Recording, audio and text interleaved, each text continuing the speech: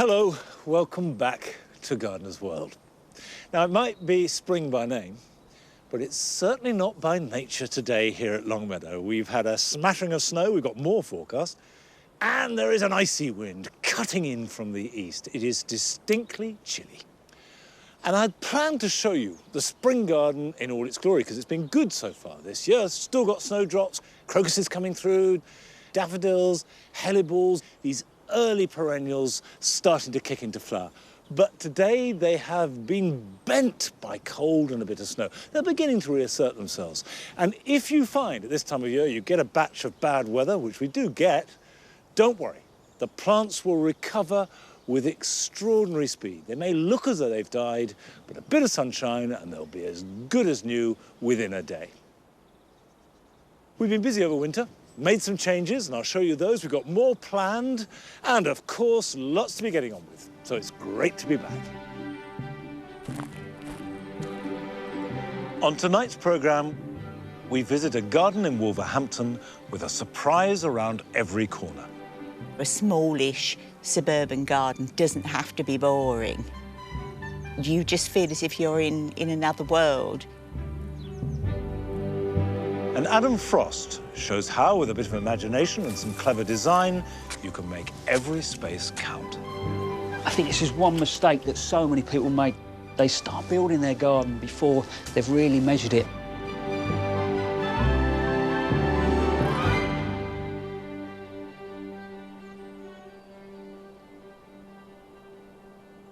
Longmeadow has had a robust winter. We've had a lot of weather, including a very heavy fall of snow in December. In one day, we had about 2 foot of snow, and the effect was literally to crush things. So the grass borders, which can look the best thing in the whole garden all winter, were just flattened. All this damage was done in one day, and now they're ready to be cleared, and as soon as the weather gets a bit better, that's going to be one of the first jobs. Come on.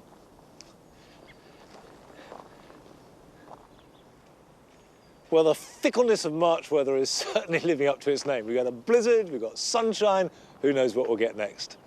But before Christmas, as well as heavy snow, we had a really cold night. It got down to -14 here at Longmeadow. And the effects were pretty lethal to some of these herbs. The bays, for example, didn't like it at all. They're actually not dead, the top is, but at the base you can see there is green growth. But it means that these have lost their structural value. I'll dig them up, see if we can salvage them, but replace them, and probably with more of these RSUs. I put these in autumn to create a brand new avenue here in the herb garden, and I think it's looking great, and I'm really excited about it. But there's another change, which is even more dramatic.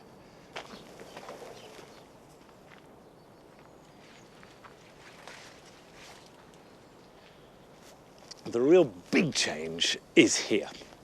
Now, for nearly 20 years, we've had a greenhouse here, and it's done us proud. We've grown tomatoes every summer, salad crops in the winter, and it's worked fine. But gradually, it started falling apart, and by the end of last year, it was positively dangerous. So, that has been taken away. And this space, which is now revealed as quite a nice, big area, is going to become my new paradise garden. I spent a lot of last year travelling around filming paradise gardens, and it made a big impression. What I want to make here is my own paradise garden. It will involve formal water, a building, a rill, borders, hedges, hard surfaces, and that will all unveil itself as we progress throughout the year. It is this year's big project.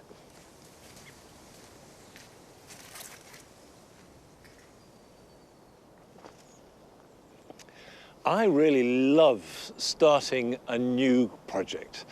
And with some inspiration and a bit of imagination, really you can achieve anything.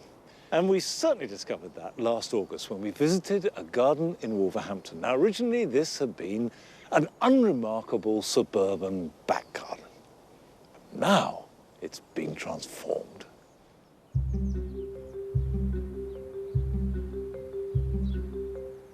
Well, we call it the Garden of Surprises because the idea is that as you go round the garden, you come round a corner and go, oh, I wasn't expecting that.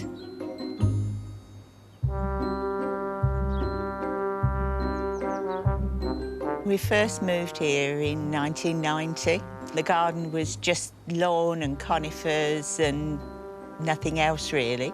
We wanted it to be a garden where you couldn't see it all in one go. We wanted to try and divide it up. And so it gradually evolved. There wasn't a plan, was there? I'm the creative director, and I'm particularly interested in the different uses of plants, but also the myths that exist about the plants in the countries that they came from. My role is more mundane in that someone has to do all of the maintenance and the propagation. When we've agreed that we need a structure in the garden, I'm the one that builds it. A lot of the enclosure of the garden is actually coming from borrowed trees in neighbouring gardens, which helps give it its special atmosphere. The two issues with the trees is dryness and light for growing plants underneath them. One of the obvious things to do was to put some structures in where we couldn't grow anything. I've been to Japan a couple of times and was inspired by their gardening. I built this Japanese tea house and we've picked a range of plants and arranged them that gives a Japanese flavour to it. With the different types of bamboo we've got 3 or 4 acers here. We've brought some features such as the dragon.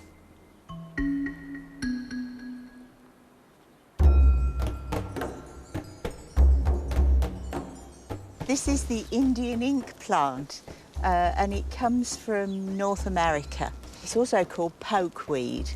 It has spikes of white flowers, and then it has these wonderful red berries that go black over time. It does this in one season. It's quite good-tempered, part shade.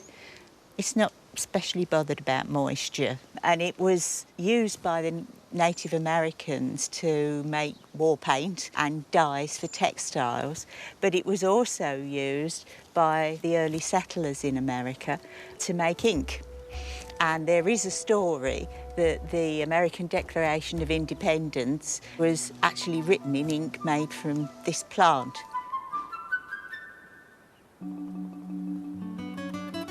This is another interesting group of plants, agaves. They come from Mexico and Middle America and they grow in the desert. They can make agave syrup and they can also produce sisal to make textiles with. We have all sorts of interesting comments from visitors to the garden. Some of them I find wandering around in the middle of the garden saying, "I'm lost, where am I?" Which is really what we're trying to achieve, that people are in another world. The folly, which looks like the corner of a monastery, somebody said to me, "Oh, I didn't know there was a ruined monastery in Wolverhampton." I said, "Well, there isn't." The inspiration for the summer house came from Castle Coch, where we liked the arts and crafts effect that was created.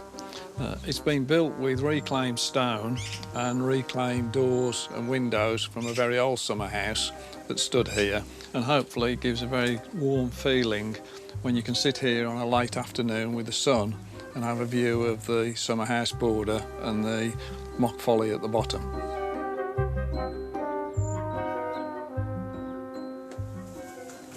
This is the 1939 brick air raid shelter, which, as you can see, we've turned into a shell grotto.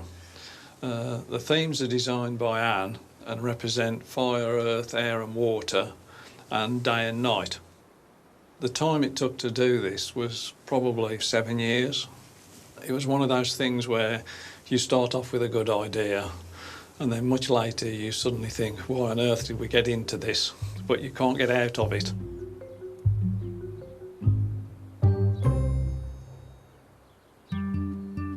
A smallish suburban garden doesn't have to be boring. We're only 1.5 miles away from the town centre, but you just feel as if you're in another world because of the way it wraps round you. That's what a garden needs to be. It needs to take you to another place.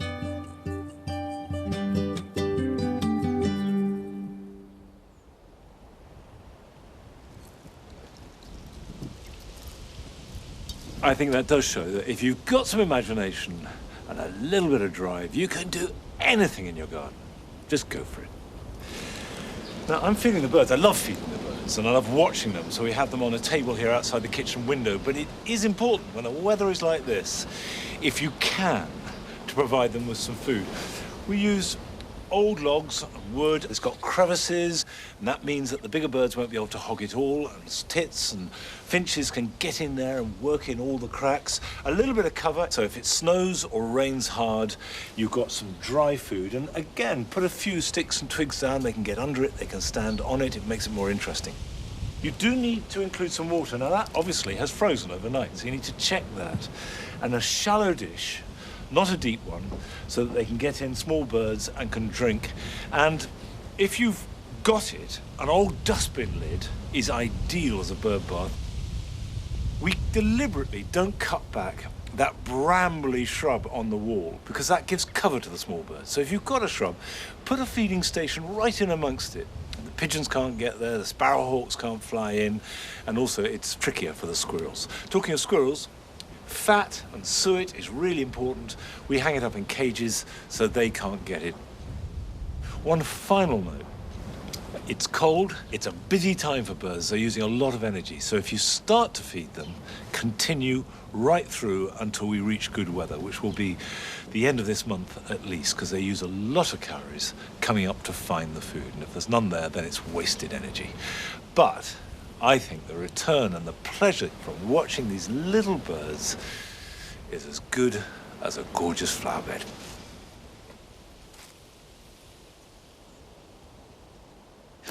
In you come. Come in the wall.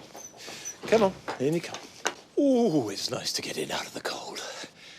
Now, one of the things that has really horrified me looking at the garden over this winter is the amount of plastic that we're using here. We have plastic pots, we have plastic seed tray. Almost everything I buy is wrapped in plastic. And I think that that's not acceptable anymore. So personally, I want to do something about it. So I'm taking stock of the plastic I'm using in the garden with the idea of cutting down. Now, I do stress I've got no answers. I'm not sure how to do this. I'm going to try lots of different things and share them with you. And if they work, great. And if they don't work, I'll be honest about it and we'll have to try something else. Now, the first thing is to take the plastic you've got and do an audit of it. So, for example, these plugs, which are very useful and we use all the time, are very flimsy. And that means that we use them a few times and then they rip and they tear and we chuck them away. But what I'm going to do is use them till they drop and then replace them either with a non-plastic type of plug or something much more robust. Well, I think that's the sort of thing. Whereas this seed tray is really robust. I don't know when I bought this, probably 4 or 5 years ago. It's probably good for another 3 or 4 years. So if you're buying plastic, buy good, solid stuff, because the best way to recycle is to reuse.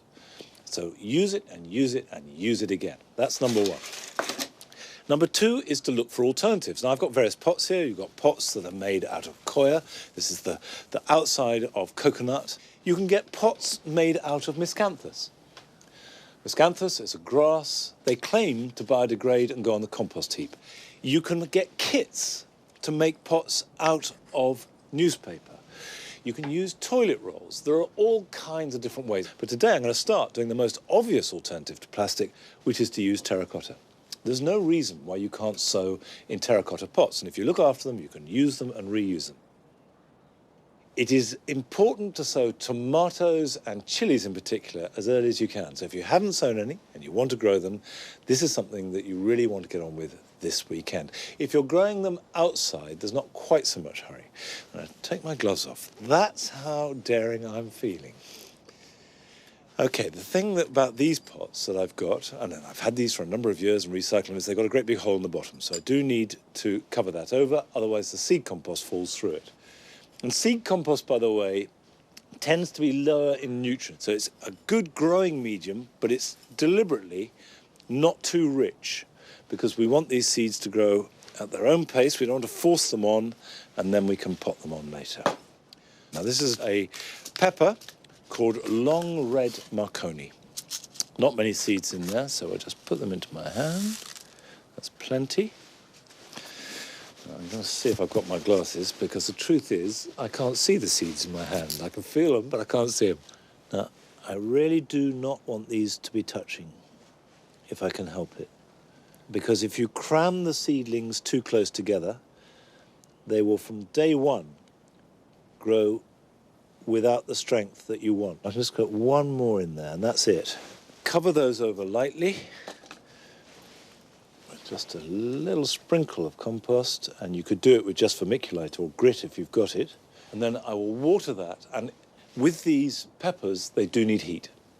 Ideally, they need about 23 to 26 degrees. So if you've got a heated mat with a thermostat, then you can set it. Otherwise, on a windowsill above a radiator. And a little tip, if you're growing chilies or peppers, is water them with warm water, because cold water cools them down, and they do need heat. Now, as well as looking at alternatives to plastic throughout this series, we're also very keen to maximise the potential of every space in the garden. It doesn't matter how small it is, every bit of space counts. And a few weeks ago, Adam Frost went to visit a small back garden in Bristol to demonstrate that you can transform even the smallest garden. Do you know, for me, designing a garden is one of the most exciting things you can do. But I get that some people find it a little bit frustrating, maybe even daunting, especially when you're working with a really small space. But for me, just with a little bit of thought, it's amazing what you can get out of even the tiniest of gardens. Small gardens can be quite tricky, but hopefully I'm going to show you it is possible to make every space count. Right, my tiny little garden. That is a bit tight, isn't it? That step is a problem. Yeah, Yep. it is. It really is. It's quite a small space. It's tiny. It is, isn't it? What is it that gets you down and makes you feel sort of a little bit grumpy about the whole thing, I suppose? I think the walls are very oppressive. I feel they're coming in on me. Yeah. It's dark, it's miserable, and it just looks horrible. The floor, the deck is awful. Yeah, it's it looks a little bit uneven, and it's doesn't quite it? dangerous, I Yeah. think. And I've tried this bed, I've tried to grow flowers and pretty things, and it just doesn't respond to my kindness. I want it to feel happy. Happy, so you want it to put a smile on your face. At just 3 metres by 6 metres, Sue's garden is compact, but I'm sure we can bring new life into this dark, poky old space. The first thing we need to do is get measured up. This might seem like an awful lot of work for a small space, but I think this is one mistake that so many people make. They start building their garden before they've really measured it. So making sure you've got everything on a piece of paper is a great way of understanding that space. The next thing you want to worry about is where the sun comes up and where the sun goes down. I mean, if your house faces north and it doesn't get a lot of light right through those sort of winter months, and I put you a smooth surface out the back there, it's going to become really slippery and dangerous.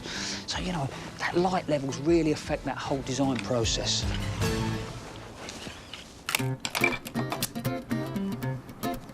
I really love the curved wall, and I'm going to use that shape on the ground to create an upper level, so the step outside the back door feels more comfortable.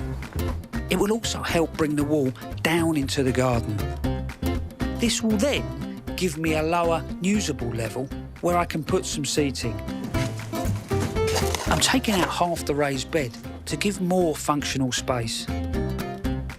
I'm using 3 main materials: brick to link the surface area to the walls, light textured paving on the upper level, not only to make the area feel brighter, but also to make it safer to move around. Lastly, on the lower level, I'm going to use gravel, which will not only provide textural interest, but also help the area drain. As soon as the landscapers are finished, we can get on with the planting. Look, I brought you some goodies. Wow, they look fantastic. A garden for me is never, ever really a garden until we get those plants in. Well, they're beautiful. Yeah. You going to help me? Yes, please. Let's get stuck in. The first thing I want to do is add some interest to the wall. with this beautiful climber that works really well in shady conditions. So we start with hydrangea. This should leaf up well.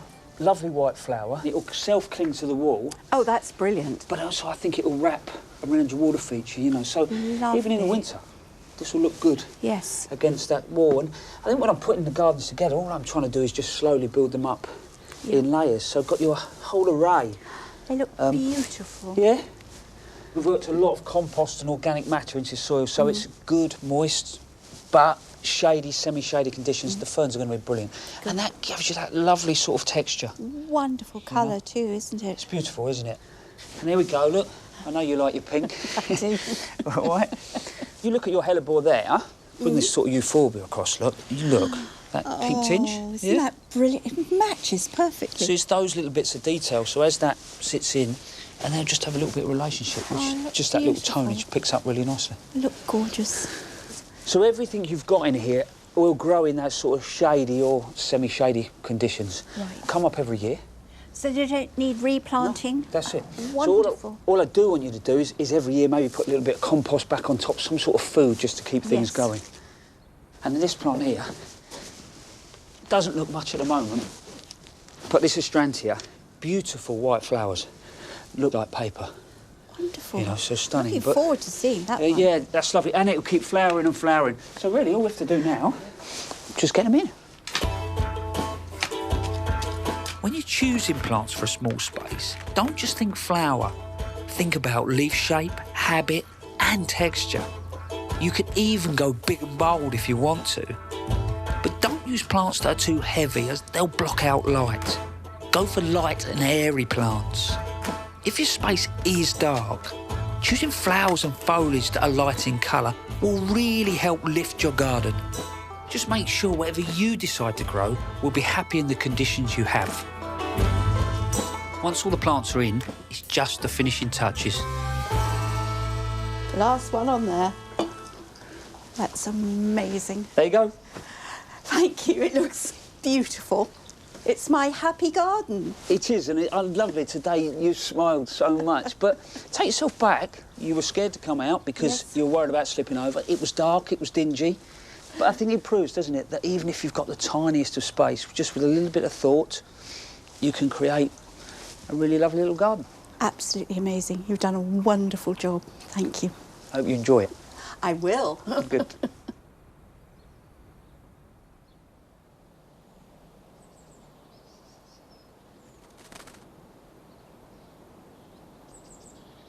Well, that does show what you can do. It doesn't matter how small the space is. And this year, we do want to celebrate small gardens. And we're running a competition. We would love to hear from you if you have a small garden, no more than 36 square metres, that's 6 by 6. Send us 4 pictures, not hard copies, they must be uploaded. They can be on the same day or taken across the seasons, and show the innovation and the design. We're looking for creativity. And of course, it must be your work, not something you paid for.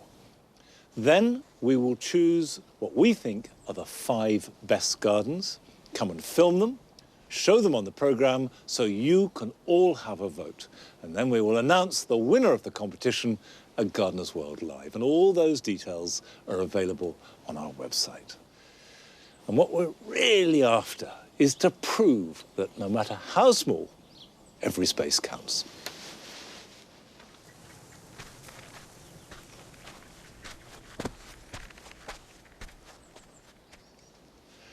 Well, although this weather does limit what you do in the garden, there's no point in trying to plant or do anything like that, there's no reason why you can't prune. And pruning in cold, frosty weather will do no harm to the plants at all. So you can do apples, you can do clematis, you can do buddleia, and you can do roses. And now is a good time. Any time in March is a great time to prune roses. Now, with shrub roses, what you're looking for is to create a good shape. This is a rose called complicata, and you can see that it has become a tangle, nice and healthy. It's been pruned back in autumn, but I want to thin it out. When you're reducing the tangle, what you want to think of is creating a shape where every branch, every stem has space around it. And the real thing to remember when pruning roses is the weaker the growth, the harder you cut it. And that's counterintuitive. But you will stimulate nice strong growth by cutting back hard. So I'm going to get right in down the bottom, which is why I bought the loppers. You see, I think that central one, which looks nice and strong, but actually is crowding the middle, that could come out. Any shoots that are damaged, you want to cut back below the damage, and any that are crossing, and they will rub against each other, and that will cause an open wound, which will be much more prone to fungal or virus infection. They need to be cut back. Come on, out you come. Next step is to remove the weaker growth.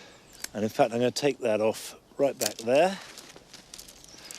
We've got this which is crossing, so that can come off there. But this is not a fine art, and I don't ever spend more than about 10 minutes on any one plant. So don't feel that there is an absolute correct way to do this. But don't be frightened of it. You're not going to do any harm. These are tough plants. Now, if you haven't got roses and you don't feel like pruning or it's too cold, don't worry. Whatever the weather, I've got some jobs for you this weekend.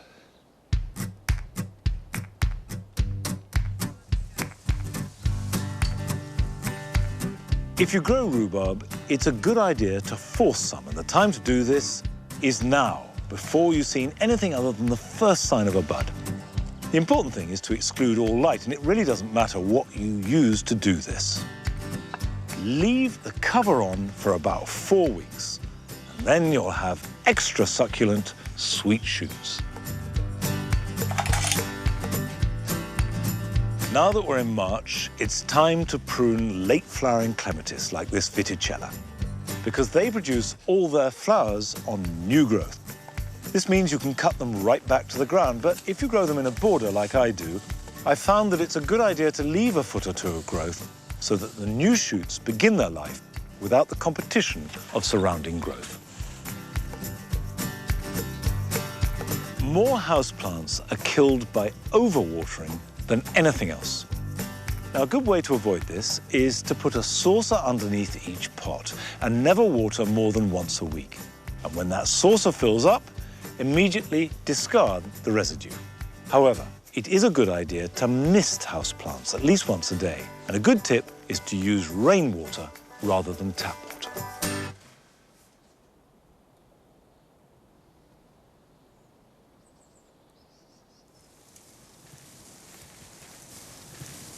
Well, it's certainly been a chilly start to our gardening year. But come snow, wind, rain or shine, we'll be back here at Longmeadow next week. So till then, bye-bye.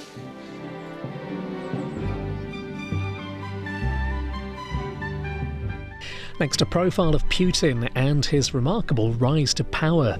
Former confidants and those who felt the wrath of the Russian president tell an extraordinary story.